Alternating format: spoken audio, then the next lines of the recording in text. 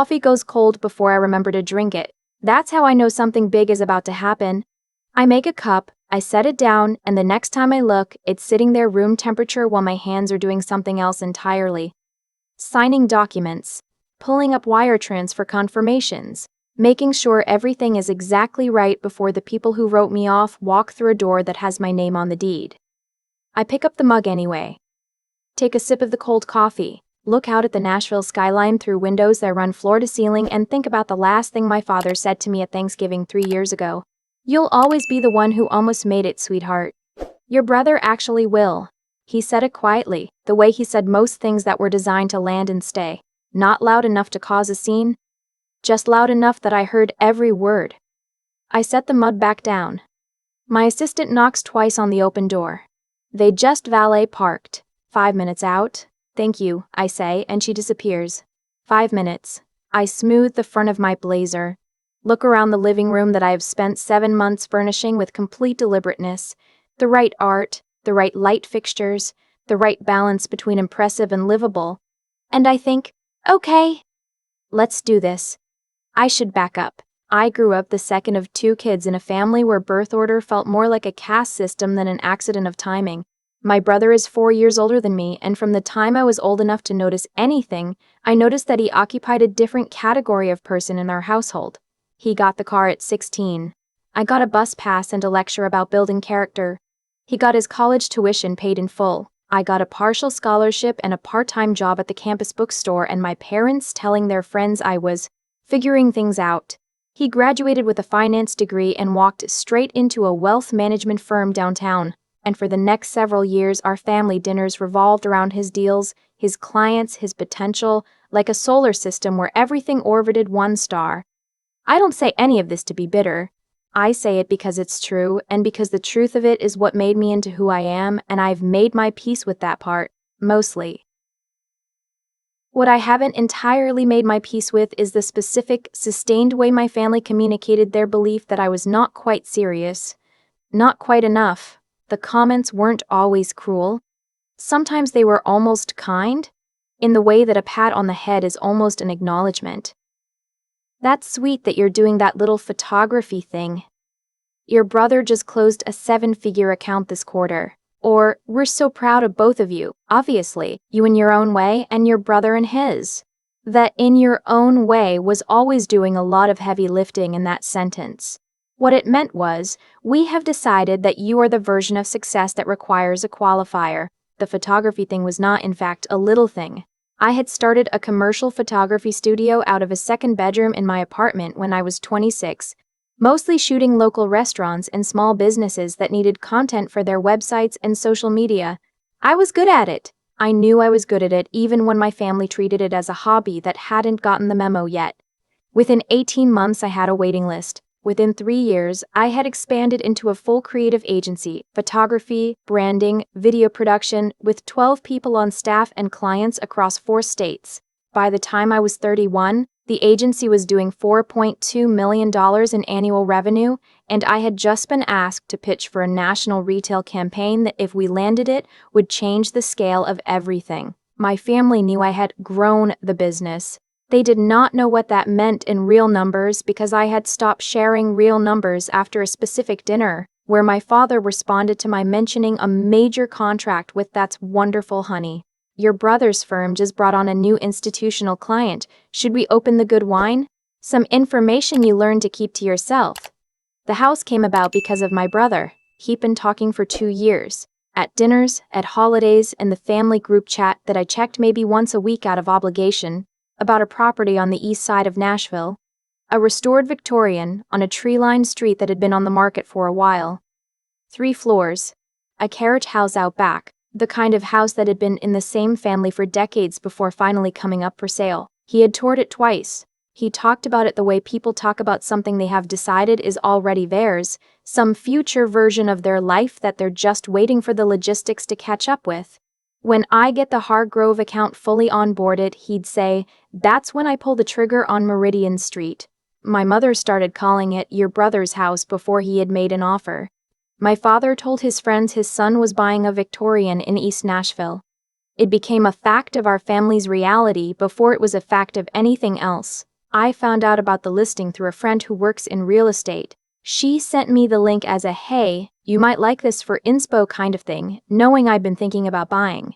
I clicked through the photos at 11 at night, sitting on my couch in my apartment, and felt something I wasn't entirely expecting. I wanted it. Not to take it from my brother. That came later.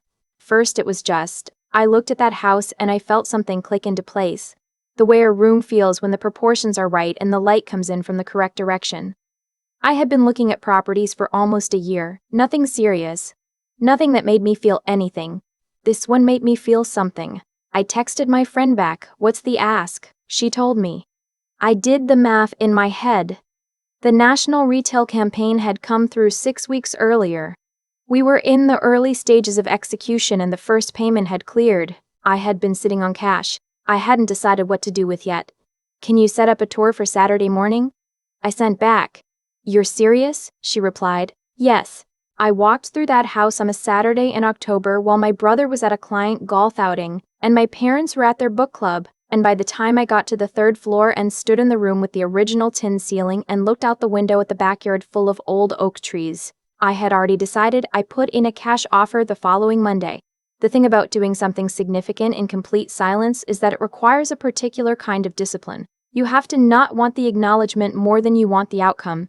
I had spent enough years wanting the acknowledgement from my family to know that it was not coming in any meaningful way, so I had learned, slowly and imperfectly, to detach from it. To do the work because I loved the work and because I was good at it and because it was mine. So when I bought the house on Meridian Street, I told exactly 2 people. My friend who handled the transaction, and my best friend Opal, who screamed into a pillow for approximately 45 seconds when I told her over the phone and then said, "Okay, wait, does your brother know it's on the market? He's been talking about making an offer for months," I said. A pause. Then, "Oh my God, he hasn't actually made one yet. His timeline is still attached to the Hargrove account." Another pause. "So, you're going to—" "I'm just buying a house I love," I said. "Right," she said. "Obviously. Are you going to tell your family?" "Eventually," I said. "When the time is right." The time, I decided, would be right when my brother was finally ready to make his move. Closing happened in November. I spent the winter months renovating. Careful, deliberate work. Preserving what was original and improving what needed improving. The tin ceiling stayed. The original hardwood floors were refinished. The kitchen was completely redone, which the previous owners had done badly in the 90s and which I spent considerably more than was probably rational to fix. The carriage house out back became a studio space, which felt like a gift I was giving myself that I hadn't known I needed. I moved in on a Thursday in February. Just me and Opal and 2 of her cousins she'd recruited to help carry boxes. And I stood in the kitchen of my house at 11:30 at night eating pizza off the counter and felt something I hadn't felt in a long time. Quiet. The particular kind of quiet that means everything is exactly as it should be. I didn't call my parents that night. I had a policy by then of not reaching out to share good news because good news from me always ended up refracted somehow. Redirected. Compared. I would tell them when there was a reason to tell them, when it would land. I kept waiting. The reason arrived in April. My mother called on a Tuesday morning, which was unusual. She typically texted, brief, and to the point, mostly forwards, about things she found interesting and the occasional check-in. A Tuesday morning phone call meant something had happened. "Your brother is finally doing it," she said before I had finished saying hello. "He told your father last night. He's putting in the offer on Meridian Street this week. We're just so excited. You know how long he's been working toward this." I was at my desk. I had 3 things open on my computer and a call in 40 minutes. I leaned back in my chair and looked at the ceiling. "That's exciting," I said. "He's been talking about getting you 2 together soon anyway. Maybe we could do a little celebration dinner when it's official. I was thinking your father could do that lamb he makes." "That sounds nice," I said. "Actually, why don't we do it at my place? I've been wanting to have everyone over. I have a new space I'd like to show you." A brief pause. "Oh, you found an apartment? That's wonderful. I didn't know you were looking." "Not an apartment," I said. "Come Saturday. I'll make lunch. I want to be honest about what I felt in the days between that call and Saturday, because I think the honest answer is more complicated than the satisfying version. The satisfying version is that I was cool and collected, executing a plan with perfect confidence, unbothered. And there was some of that. But there was also something that felt like grief, or the edge of grief. A sadness for the fact that this was how things had to land, that this was the only way I had ever been able to get my family's full attention, by making it impossible to look away. Not by showing them my revenue reports, not by the expansion into new markets, not by any of the things I was actually proud of, but by standing in a house on Meridian Street and watching their faces do the math. I had wanted, once, for them to see me. I had given up on that. What I was doing now was different. I wasn't asking to be seen. I was simply removing the option to look elsewhere. I called Opal on Friday night. She drove over with a bottle of wine, and we sat in the living room of the house, and she asked me if I was ready. I think so, I said. How do you feel? I thought about it. Like I've been walking towards something for a long time and I'm finally there, I said. And also a little sad, which I wasn't expecting. You can feel both, she said. I know, I do. Saturday. I had set the table by 10. Not elaborately, I wasn't trying to perform wealth. I was trying to feel at home in my home, which is a different thing entirely. Flowers from the farmer's market on the table. The good plates, which I had bought for myself at 30 as an act of insisting that my life deserved good plates without waiting for some future occasion. Coffee on. The carriage house studio visible through the kitchen window, morning light making it look exactly as good as I'd hoped. My father arrived first with my mother, which is unusual. He's typically the one who makes them 5 minutes late to everything. They had the address from my text the night before, and I watched through the front window as they pulled up and got out and stood on the sidewalk for a moment looking up at the house. I opened the front door before they rang the bell. My mother's expression went through 3 or 4 things in about 2 seconds. Recognition. This is the house. She's been hearing about this house. She knows this house. Confusion. And then something I can only describe as recalibration, the visible process of updating an internal model that has just encountered conflicting data. This is, she started. Come in, I said, I'll give you the tour. My brother arrived 12 minutes later with his wife. I heard them on the porch and opened the door again, and I watched his face do what my mother's had done, except with an additional layer underneath it that was harder to read. He stood there for a moment longer than was comfortable. Hey, I said. Hey, he said. He looked at the house number. Back at me. Is this Meridian Street? I said. Yeah, come in. We stood in the entrance hall and I could feel the air in the room change with everyone in it. My father was quiet, which was unusual. My mother kept touching things lightly. The trim around the doorway, the newel post at the bottom of the stairs, in a way that seemed involuntary. My brother stood in the center of the hall with his hands in his pockets and looked at the ceiling, and I watched him work through something private and complicated. When did you? He started. November, I said. Closed in November. His jaw did something subtle. You bought it cash? I did. I didn't even know you were looking. I wasn't, really, I said.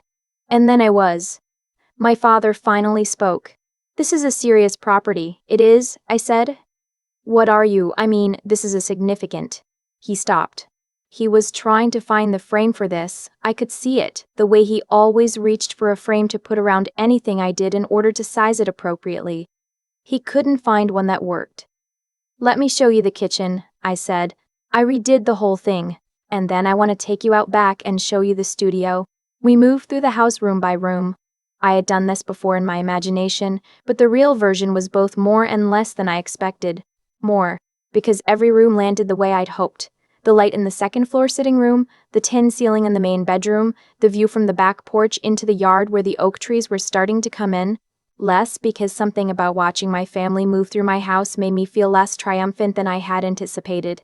I felt something closer to clear, not vindicated, just clear.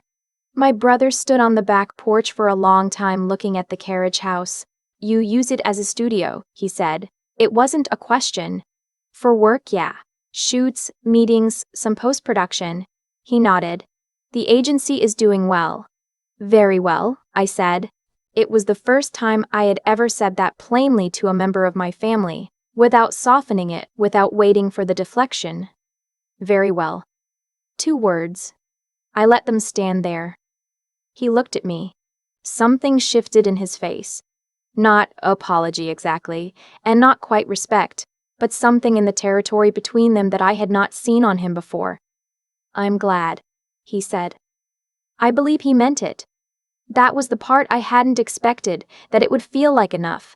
Lunch was not as difficult as I had thought it would be. My mother talked about the kitchen renovation with genuine interest. She wanted to know who I'd used, how long it took, whether the marble was sealed. My father asked about the structural history of the house, whether I'd had a full inspection, what the foundation looked like, practical questions, the kind he asked about things he took seriously. My brother was quieter than usual, but present in a way he often wasn't at family gatherings, actually listening rather than waiting for the next opening to speak. His wife, who has always been kinder to me than the rest of them, found me in the kitchen while I was slicing the fruit and said quietly, "This place is extraordinary. You should be so proud." I said thank you and meant it. After lunch, my father stood in the backyard with his hands in his pockets, looking up at the house from the outside. I came and stood next to him. "Your brother had been looking at this property," he said. "I know," I said. He was quiet for a moment. "You knew?" "Yes." He didn't say anything for a while. A cardinal landed in the oak tree nearest us and then lifted off again. "I wasn't fair to you," he said finally. It came out like something he had been holding for a while and finally set down. "About the business, about a lot of things." I waited. "I thought I understood what success looked like," he said. "I had a picture of it. I put your brother in it." He paused. "I missed what you were building." Standing there in the yard of my house, in the April light, I felt something move through me and out the other side. Not completely. Not the whole weight of it. But enough. "You're here now," I said. He looked at me. He nodded once. That was the moment that mattered, not the house. Not the look on my brother's face on the porch. This my father in the yard of a house he had never thought I could own, telling me he had missed it. Telling me in the only way he knew how. I want to say the right thing about what happened after that because I have seen how these stories go and I do not want to tell the wrong version. My family and I are not suddenly healed.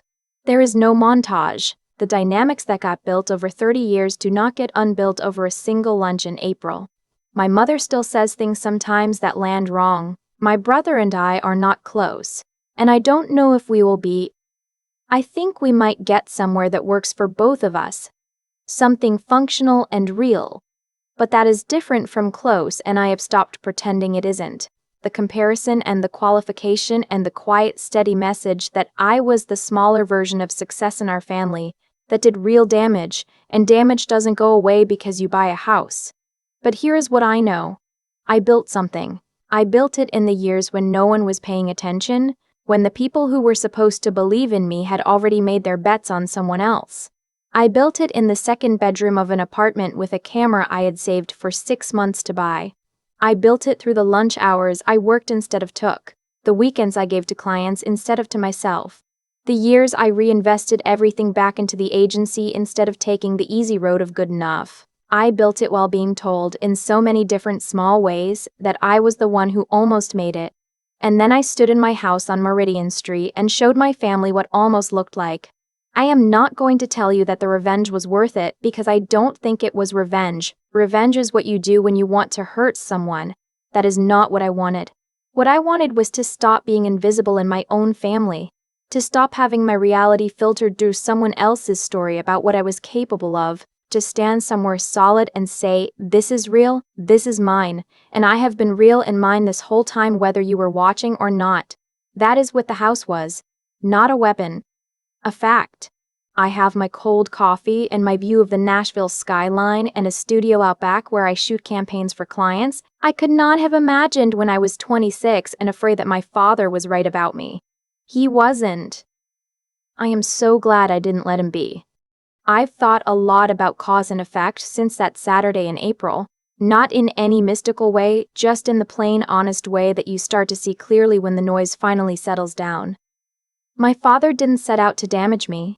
I believe that now in a way I didn't always. He had a picture of what success looked like, and he had drawn that picture a long time ago, and my brother fitted and I didn't, and he never thought to question whether the picture itself was wrong. That is not an excuse. It is just the truth of how people pass harm along without meaning to, through assumptions they never examine, through attention they give without thinking, through the quiet, cumulative weight of 1,000 small moments where they looked one direction and not the other. What I know is this: every choice I made in the years they weren't watching compounded. The camera I saved for. The clients I stayed up late for.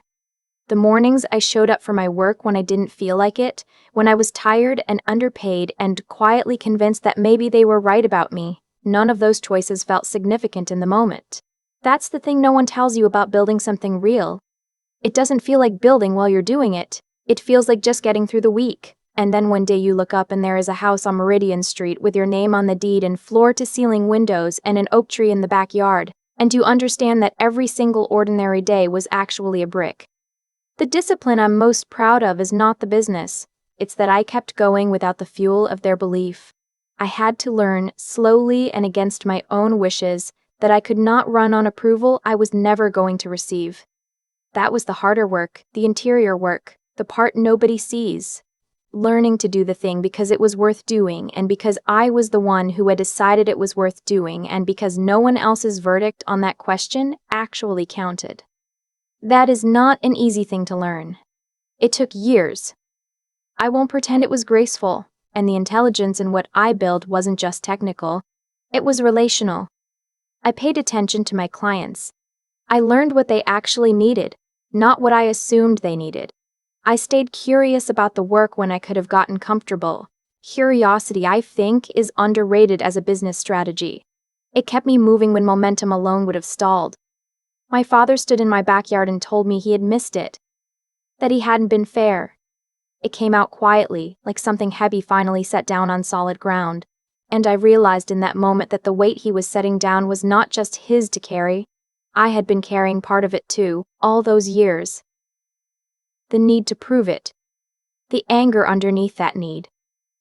I set it down too, standing there in the April light.